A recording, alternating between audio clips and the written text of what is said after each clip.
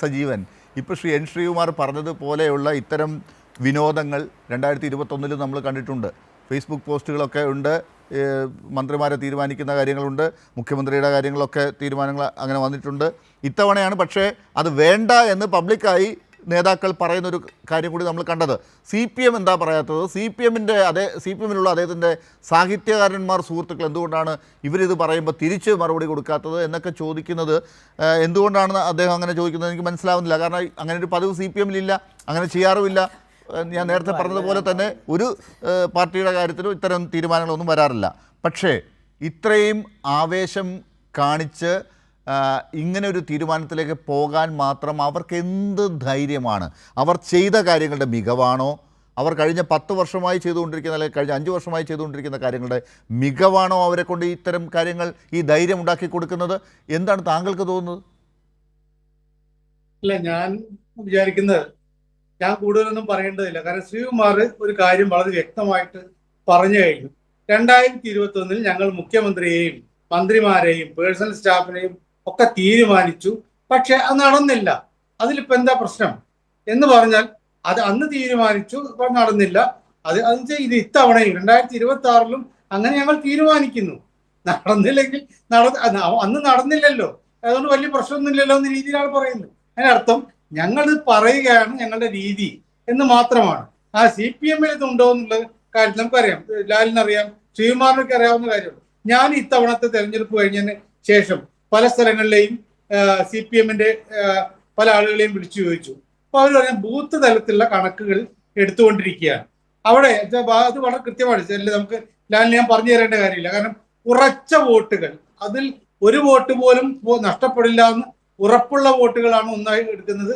മറുപുറത്ത് കിട്ടുന്ന വോട്ടുകൾ ഈ 3 മുന്നണികൾക്കും 3 സ്ഥാനാർത്ഥികൾക്കും കിട്ടാവുന്ന വോട്ടുകൾ, ഇത് ചാഞ്ചാട്ടമുള്ള വോട്ടുകൾ, അതിൽ തന്നെ എത്ര അങ്ങനെയൊക്കെ കൂട്ടിക്കിഴിച്ചിട്ടാണ് ഒരു കണക്ക് ഇവർ എടുക്കാറുള്ളത്. അതിന് സമയം ധാരാളം എടുക്കും. അതുകൊണ്ട് തന്നെ ഇത് ആദ്യമേ പറയാറില്ല. അത് വളരെ കൃത്യമാണ്. അപ്പോൾ ആ രീതിയിൽ ഒരു കണക്കെടുപ്പ് UDFന്റെ ഭാഗത്ത് ഒരു കാലത്തും ഉണ്ടാവാറില്ല. പ്രത്യേകിച്ച് കോൺഗ്രസ്സുകാർ അങ്ങനെ കണക്കെടുത്തുകൊണ്ട് ഞങ്ങൾ ഇത്രയും UDFന് കിട്ടാവുന്ന UDF സ്ഥാനാർത്ഥി കിട്ടാവുന്ന വോട്ടുകൾ ഇത്രയാണ്, LDF സ്ഥാനാർത്ഥി കിട്ടിയ ഉറച്ച വോട്ടുകൾ ഇത്രയാണ് എന്ന രീതിയിലൊക്കെ എടുത്തിട്ടുള്ള കണക്കിലേക്കല്ല. ഇത് 100 സീറ്റ് എന്നുള്ള ആദ്യമേ തന്നെ താഴെ 100 എഴുതി, അതിന് മുമ്പേ തന്നെ മുകളിൽ 100 എഴുതുന്ന രീതിയാണ്.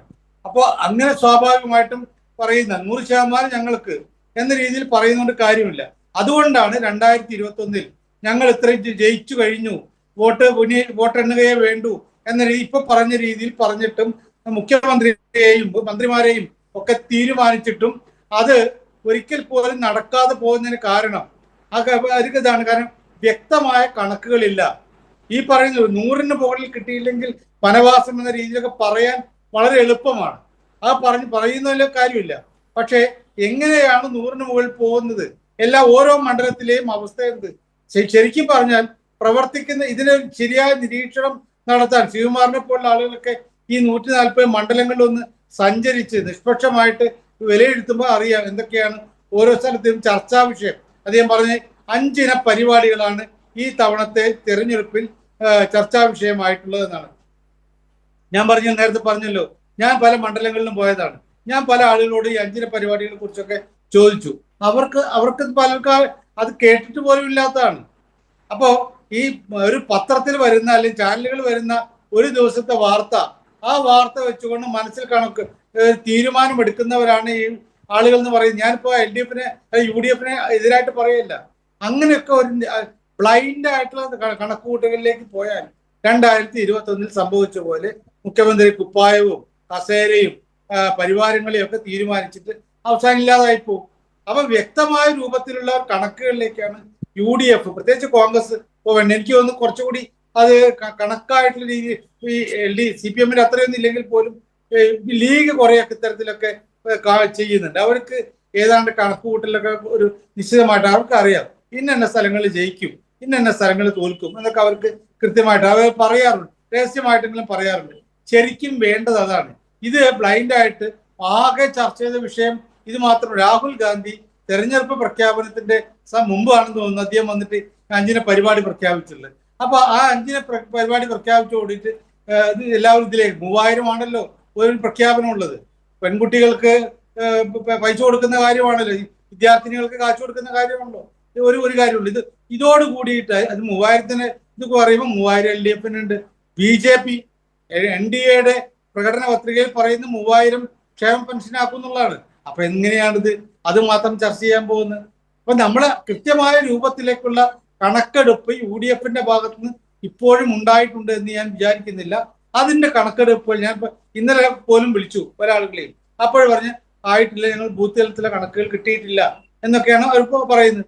അപ്പൊ സ്വാഭാവികമായിട്ടും ആ കണക്കെടുപ്പ് കഴിയുന്നതിന് മുമ്പേ തന്നെ 100-ൽ 100, 140-ൽ 140 എന്ന രീതിയിലേക്കൊന്നും പറയില്ല. അത് പറയാൻ പാടില്ല, കോൺഗ്രസ്സുകാർ പറയരുത്. അതിന് മുമ്പേ തരൂർ പറഞ്ഞ പോലെ മുഖ്യമന്ത്രി ആര് എന്ന് തീരുമാനിക്കുന്നു. വീട് പണിയട്ടെ, വീടിന്റെ പണി പൂർത്തിയായിട്ട് വേണമല്ലോ. നല്ല കാര്യം, UDF-ന്റെ വീടാണ് വരുന്നതെങ്കിൽ സന്തോഷമാണ്. പക്ഷേ അതിന് മുമ്പേ തന്നെ ഫർണിച്ചർ വാങ്ങണ്ട. ആ ഫർണിച്ചർ വാങ്ങുന്ന തിരക്കിലാണ് ഇപ്പോൾ എല്ലാവരും ഉള്ളത്. പരസ്പരം ഫർണിച്ചർ കൊണ്ട് അടി കൂടിയിട്ട് അവസാനം എന്താണ് വലിയ ദുരന്തത്തിലേക്ക് പോവാതിരിക്കുന്നതാണ് നല്ലതെന്നാണ് എനിക്ക് പറയാനുള്ളത്.